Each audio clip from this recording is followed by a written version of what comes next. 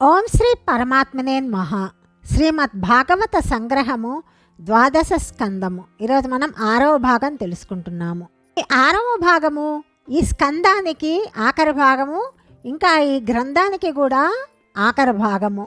శ్రీమద్ భాగవత సంక్షిప్త విషయ సూచిక గురించి ఇప్పుడు మనం తెలుసుకుంటున్నాము. శ్రీమద్ భాగవత పురాణ ప్రవచనాన్ని సమాప్తం చేయాలని సంకల్పించుకొని మహాత్ముడైన సూతుడు పరమేశ్వరుడైన శ్రీమన్నారాయణుని భాగవతాన్ని లోకానికి అందించిన చతుర్ముఖ బ్రహ్మను, నారద మహర్షిని, వ్యాస భగవానుని, సుఖయోగీంద్రుని స్మరించి వారికి నమస్కరించి సౌనకాది ఋషులతోటి ఈ విధంగా చెప్పాడు. మునీంద్రులారా, ఈ భాగవత పురాణము పరమ అద్భుతమైనది. శ్రవణ మాత్రము చేత పాపాలు హరించిపోతాయి. ఈ గ్రంథము విన్నంత మాత్రముననే పాపాలు హరించిపోతాయి. ఇందులో జగత్తు యొక్క సృష్టి, స్థితి, లయాలకు కారకుడైన పరమేశ్వరుని గురించిన జ్ఞానము చెప్పబడింది. ప్రకృతి పురుషజనితమైన సృష్టి రహస్యమును, భగవంతుని రూపగుణ విశేషాలను, పరమ భాగవతుల చరిత్రలను, జ్ఞాన వైరాగ్యాలతో కూడిన భక్తి యోగాన్ని ఇందులో వివరించటము జరిగింది.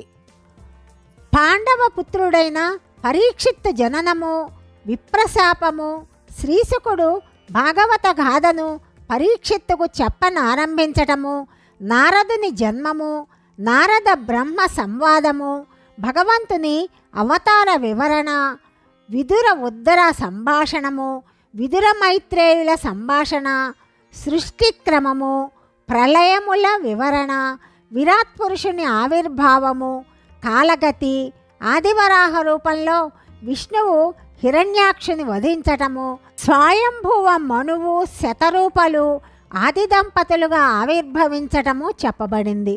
కర్దమ ప్రజాపతి దేవహూతులకు శ్రీహరి కపిలునిగా జన్మించటము, కపిలుడు తల్లి అయిన దేవహూతికి యోగమును ఉపదేశించటము, దక్షయజ్ఞ ధ్వంసము, ధ్రువచరిత్ర, ప్రియవ్రతుని చరిత్ర, భరతుని చరిత్ర, ఉత్రాసురుని చరిత్ర, ప్రహ్లాదుని చరిత్ర, గజేంద్రమోక్ష గాథ, కూర్మావతారము, క్షీరసాగర మథనము, రాజుల వంశవర్ణన, సుకన్య చరిత్ర, మాంధాత, సౌభరి, సగరుడు, భగీరథుడు మొదలైన రాజుల చరిత్రలు, గంగా అవతరణము, శ్రీరామచంద్రుని చరిత్ర, పరశురాముడు, యయాతి, నహుషుడు, దుష్యంతుడు, శంతనుడు, యదువు మొదలైన వారి చరిత్రలు వర్ణించబడ్డాయి. యదువంశ చంద్రుడైన శ్రీకృష్ణ భగవానుడు జన్మించటము, దివ్యలీలలను ప్రదర్శించటము, పూతన శకటాసురాది రాక్షసులను సంహరించటము, కాళీయమర్దనము, గోవర్ధనోద్ధరణము, నందగోకులాన్ని విడిచిపెట్టి బలరామునితో సహా మధురకు వెళ్ళడము, కువలయాపీడనమనే ఏనుగును, కంసచారుణ ముష్టికాది దుష్టులను వధించటము, కాలయవన జరాసంధులను అంతం చేయటము, రుక్మిణీ కళ్యాణము, నరకాసుర వధ, శిశుపాల దంతభక్తాది దుష్టులను శిక్షించడము, కురుక్షేత్ర రణరంగంలో అనేకులైన రాజులను అంతం చేయించి భూభారాన్ని తగ్గించటము, చివరకు బ్రాహ్మణ శాపాన్ని నిమిత్తంగా పెట్టుకొని తన యాదవ వంశాన్ని నిర్మూలించటము మొదలైన ఘట్టాలెన్నో వర్ణించబడ్డాయి. శ్రీకృష్ణుడు అవతారాన్ని చాలించే ముందు ఉద్ధవునికి చేసిన తత్వబోధ అమూల్యమైనది. వేదాంత సారమంతా నిండి ఉన్న ఆ బోధను ఉద్ధవగీత అంటారు. మార్కండేయుని దివ్యానుభూతి గురించి చెప్పబడింది.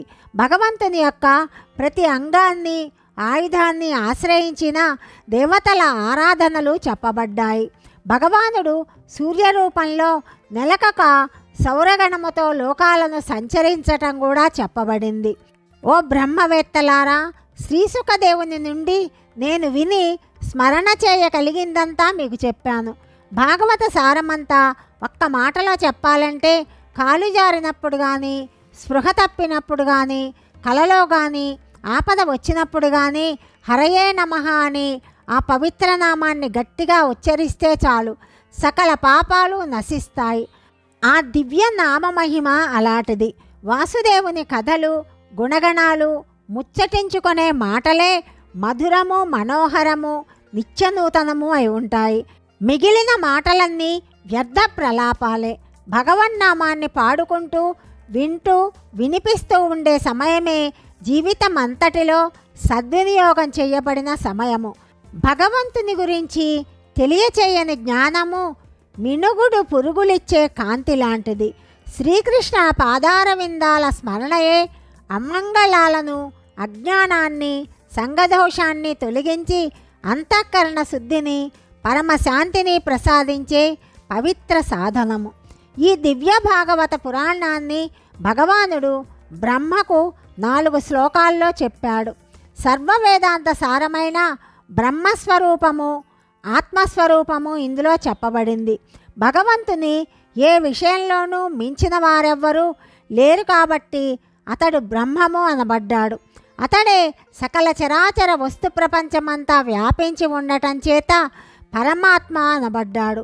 ఈ 2 సర్వోత్తమ లక్షణాలు ఇంకెవరి యందు లేనందున అతడు అద్వితీయుడు. ఆ పరబ్రహ్మ తత్వాన్ని ఆరాధించి కైవల్య పదాన్ని పొందటమే ఈ భాగవత పురాణము యొక్క ప్రయోజనము. భగవంతుని యొక్క లీలా వైభవ విలాసాలను విపులంగా కీర్తించడం పురాణశ్రేష్టమైన ఈ భాగవతములోనే జరిగింది. ఆద్యంతరము లేనివాడును, బ్రహ్మ రుద్రాదులకు కూడా అగోచరుడును, సర్వము తానే అయినట్టివాడు అయిన ఆ వాసుదేవునకు నమస్కరిస్తున్నాను. సకల శాస్త్రార్థ పారంగతుడు, నిష్కళంక చరితుడు, దేవతలచే కూడా నమస్కరింపబడువాడు అయిన శ్రీ సుఖయోగికి నమస్కరిస్తున్నాను. ఇంతటితో శ్రీమద్భాగవత సంగ్రహము సంపూర్ణము. హరి ఓం తత్సత్. 12వ స్కందము సమాప్తము. శ్రీమద్భాగవత సంగ్రహము సంపూర్ణము. ఓం నమో భగవతే వాసుదేవాయ.